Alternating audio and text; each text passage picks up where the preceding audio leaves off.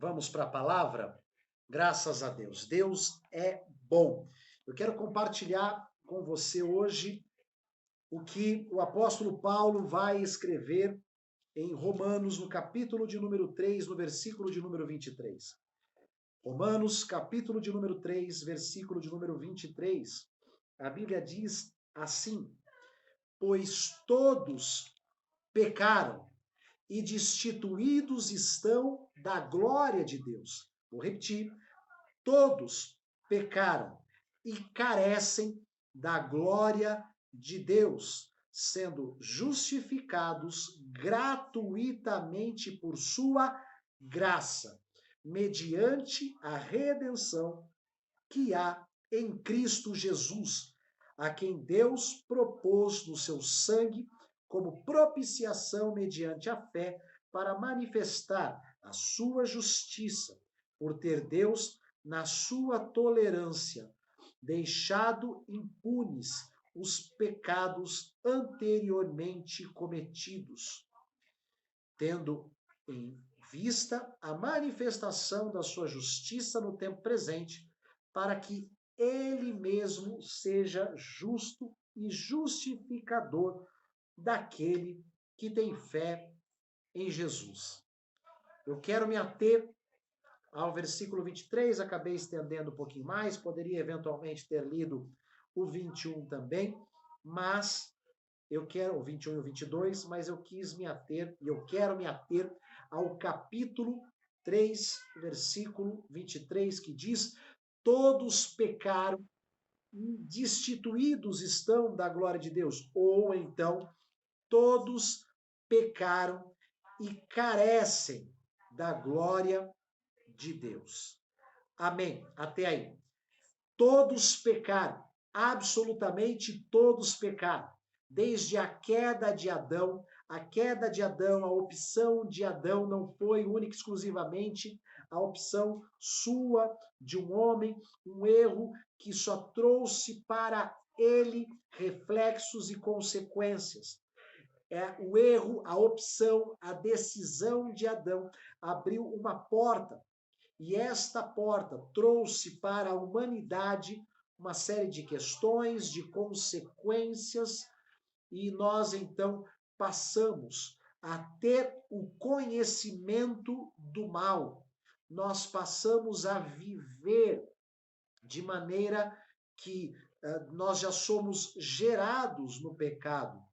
Nós somos filhos do pecado. Nós, a cada dia, vemos isso se materializar na nossa realidade. Por exemplo, é impressionante como nós não. Eu sou pai de 2 filhos, né? Um que vai para 10 agora e uma que vai para 9, agora nos próximos meses. E é impressionante como você não precisa, né? A Miriam é pai, Pamela e Pedro são pais, Milagre Rose também é mãe, Elô e Ivan também são pais, né? E impressionante como nós não precisamos ensinar nada ruim para a criança. Nós não precisamos ensinar a criança a ser egoísta. É um comportamento natural da natureza humana.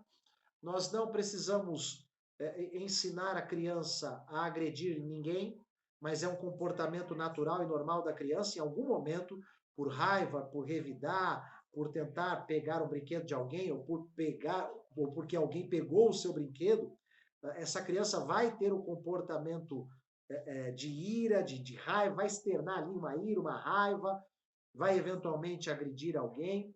Então é impressionante como nós não precisamos ensinar nenhum comportamento ruim ou destrutivo para o ser humano, mas o ser humano instintivamente já reproduz um comportamento que é um comportamento inadequado, um comportamento ruim, um comportamento mau. Então há uma raiz de pecado em nós que nos impulsiona para essa realidade. Há uma tendência em nós em pender para o que é ruim, para o que é ruim. Mas esse versículo, essa constatação que este versículo traz, é impressionante porque ele nos nivela. Ele nos nivela. todos pecaram e destituídos estão da glória de Deus. Absolutamente todos pecaram e destituídos estão da glória de Deus ou carecem da glória de Deus, da misericórdia de Deus, da graça de Deus. Graça, o favor não merecido de Deus. Então, todos pecaram, absolutamente todos pecaram e todos precisam, são carentes da graça, da misericórdia, do amor de Deus, que é manifesto a nós por meio de Jesus Cristo, o sacrifício perfeito, puro, santo e agradável a Deus, que tomou o meu lugar, que tomou o seu lugar e nos colocou dentro de uma nova realidade que é a graça. E a graça é o favor não merecido. Não é por merecimento, não é pelo que nós fazemos, não é pelas nossas ações, é pela graça, é pela misericórdia dele. É pelo favor não merecido que ele estabeleceu sobre nós. É pela misericórdia dele, é pelo amor dele. Agora, então, eu quero trazer duas linhas de raciocínio aqui para este versículo. Se todos pecaram e destituídos estão da glória de Deus ou carecem da glória de Deus, nós estamos nivelados. Não existe melhor ou pior. Não existe alguém que é melhor do que outro alguém. Não existe um ser humano melhor do que o outro. Nós somos iguais. Nós somos iguais. Nós enfrentamos lutas, guerras, e nós podemos ter as mesmas reações que outras pessoas têm ou já tiveram, enfrentando guerras parecidas com estas que nós estamos vivendo agora. Então, eu não sei porquê, eu não sei por que cargas d'água criou-se dentro do nosso meio essa ideia dos super-homens, dos homens, olha, inatingíveis ou que são seres tão diferentes que nada os atinge, que não nada os atinge, que não podem demonstrar as suas fragilidades. E isso para mim, é um absurdo completo. É por isso que eu disse hoje aqui, o meu desejo maior era ouvir vocês. Não é? Eu vou falar dos meus desafios, das minhas guerras, das minhas lutas, não por querer que tenham dó de mim, não por querer que me achem um coitado, não, mas porque eu passo por desafios, lutas e guerras, tanto quanto qualquer outra pessoa. E nós somos iguais na nossa dor. Meu Deus, eu conheço a Heloísa, e você vê aí o semblante de quem está numa guerra profunda, não é? E assim foi também no primeiro dia que nós tivemos aqui com a Miriam, e assim foi em outros momentos com outras pessoas. É verdade, é verdade. O livro de Eclesiastes deixa muito claro isso. Existem lutas, e estas lutas, elas vêm sobre justos e sobre os ímpios. Dói passar por um momento como esse, meu Deus. Claro que dói. Claro que é desafiador, claro que é muito louco. É muito louco. Não são só os ímpios que estão passando por isso, não. Não é? E aí, é claro, a gente precisa ampliar o entendimento e entender que esta é uma realidade deste mundo que jaz no maligno. Mas que em nome de Jesus, Deus vai nos dar testemunhos. Para alguns será livramento, para outros será testemunho.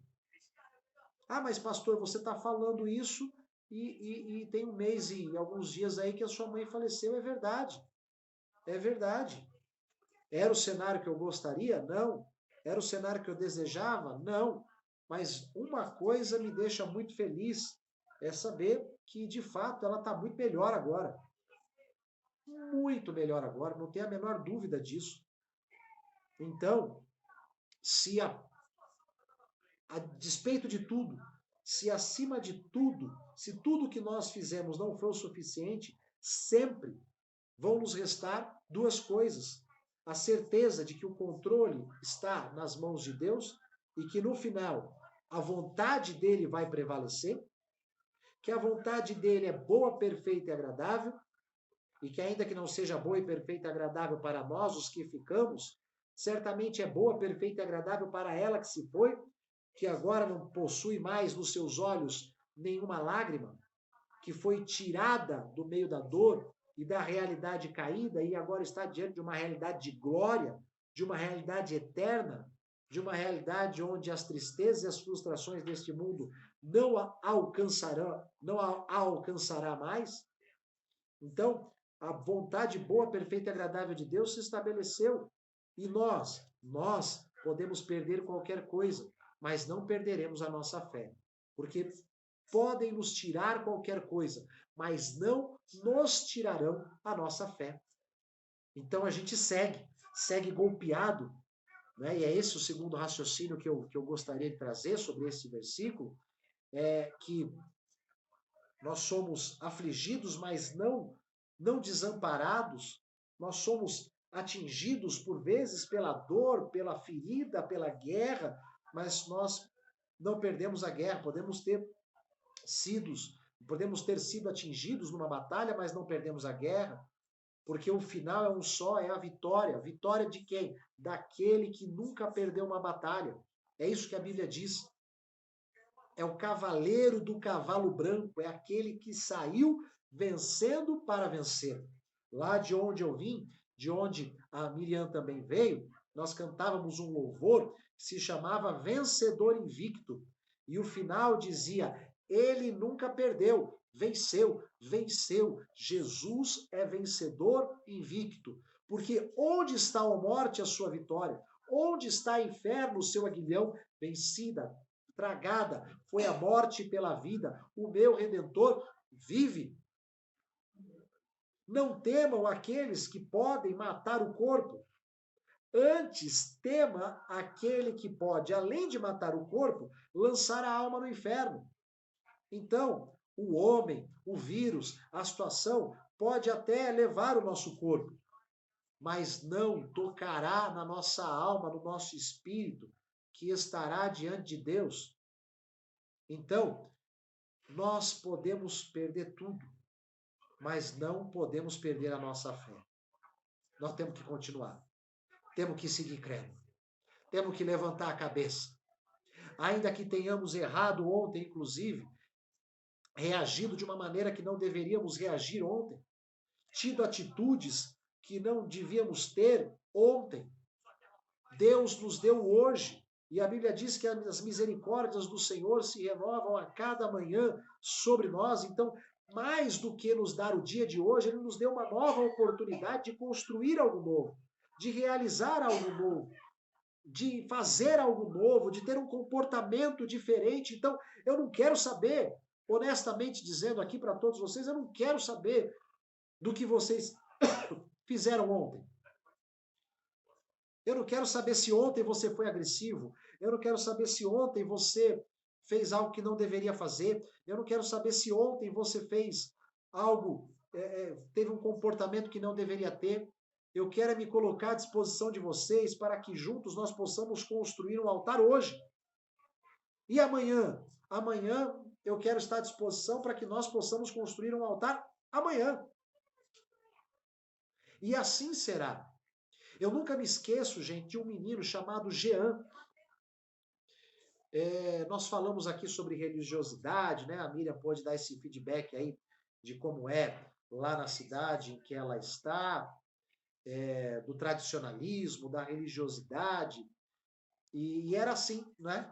E durante muito tempo eram as únicas portas que nós tínhamos, eram as portas da religiosidade.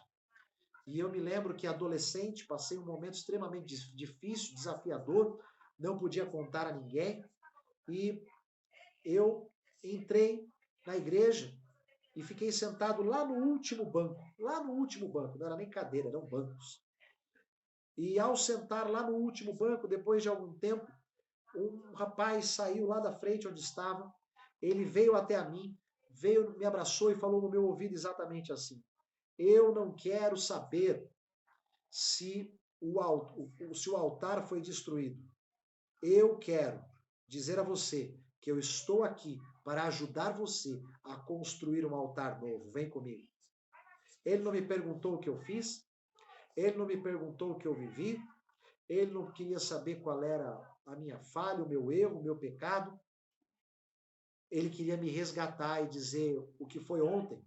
Não dá para a gente voltar atrás.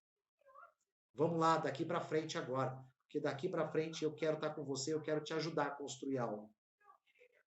E, cara, aquelas palavras daquele menino, daquele homem, mudaram completamente a minha vida. Então a gente pode perder tudo, é verdade. Mas nós não podemos perder a nossa fé. E aí, nós vamos continuar crendo. Mas está difícil, nós vamos continuar crendo. Mas o diagnóstico, nós vamos continuar crendo. Mas e a dor, nós vamos continuar crendo.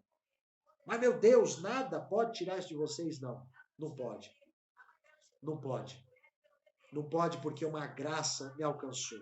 Eu não merecia nada. Eu sigo não merecendo hoje. Mas um favor não merecido, um amor inexplicável, uma misericórdia extraordinária me alcançou e transformou a minha vida, a minha história, me deu uma família, me deu muitos irmãos. Então, eu vou seguir crendo. É a única coisa que eu tenho. E é a única coisa que eu vou seguir dela. Então, todos pecaram, minha gente. E destituídos estão da glória de Deus.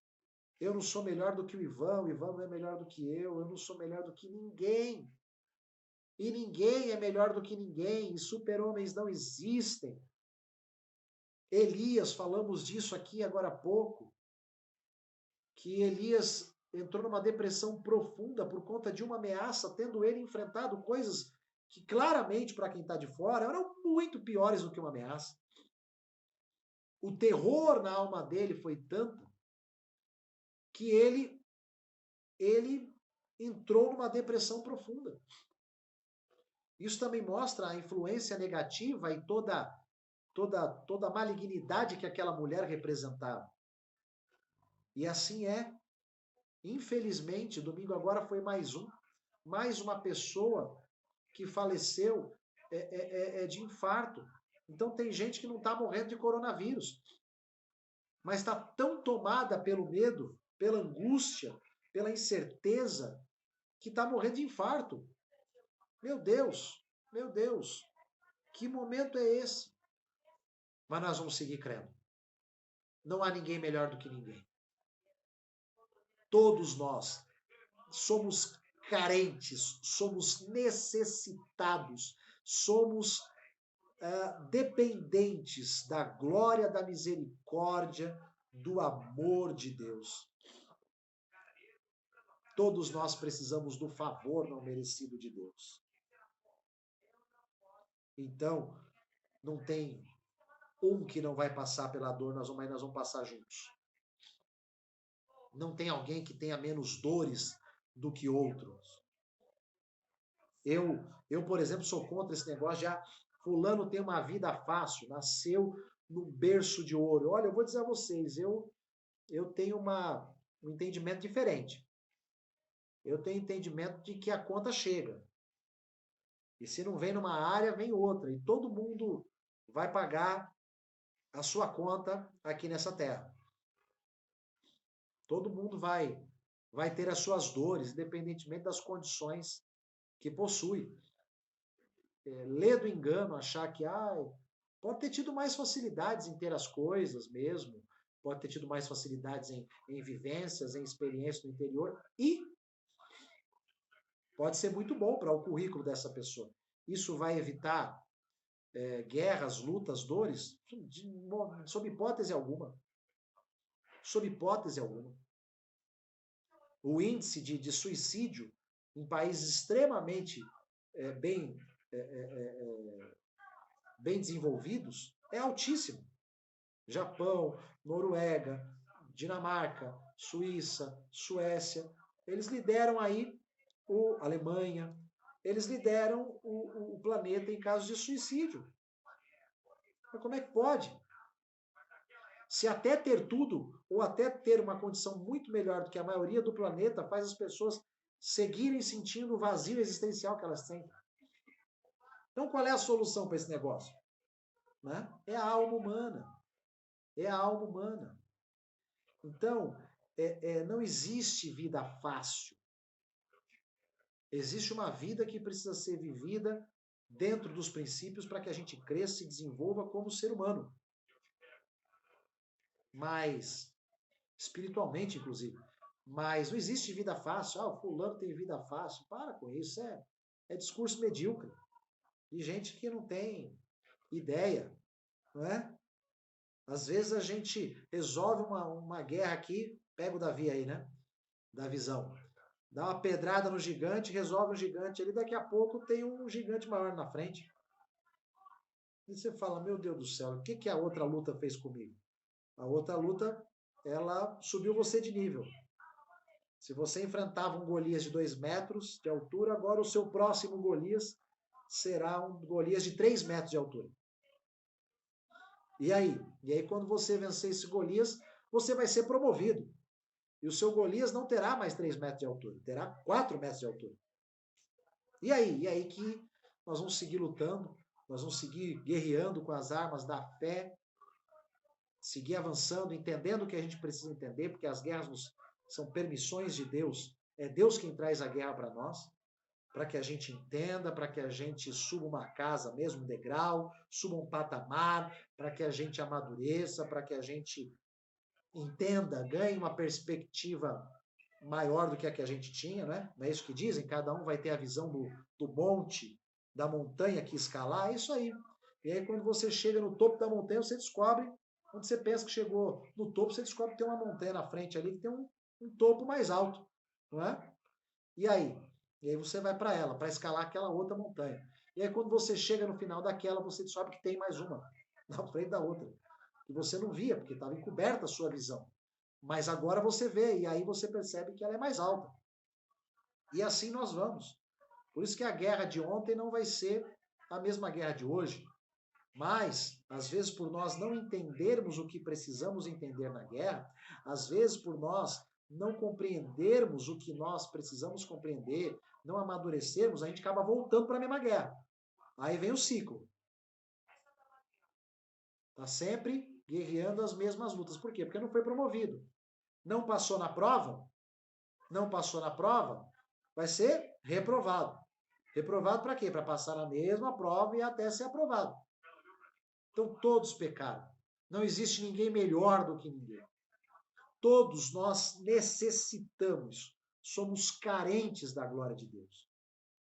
Nós precisamos da glória dele. Mas a única coisa que nós não podemos e não devemos perder é a nossa fé. E se nós quisermos ser promovidos, nós vamos precisar matar esse gigante. É a escalada de Davi. A escalada de Davi é essa. É o urso, é o leão e o urso. Depois é o gigante. Então o leão preparou Davi para o urso. Certamente houve outras etapas que não é mencionado na história, não é mencionado na Bíblia, antes do leão. As outras etapas prepararam ele para o leão. Depois o leão preparou Davi para o urso. O urso preparou Davi para Golias. Golias e toda aquela situação prepararam Davi para anos de retaliação, inveja de Saul, ameaça de morte. Tudo isso preparou Davi para as guerras que ele enfrentou, depois para assumir o reinado e para ser um homem reconhecidamente belicoso, um homem bélico, um homem de guerra, que ganhou tantas guerras, que ganhou tantas batalhas, que matou tanta gente, que Deus não permitiu que ele construísse o templo, porque as mãos dele tinham muito sangue. Era um homem de guerra, que servia ao Senhor dos Exércitos. Então, as coisas vão nos preparando para desafios maiores. E se a gente não aceitar, a gente vai ficar naquele patamar. A gente não vai viver a plenitude de tudo que a gente poderia viver. De tudo que a gente poderia viver.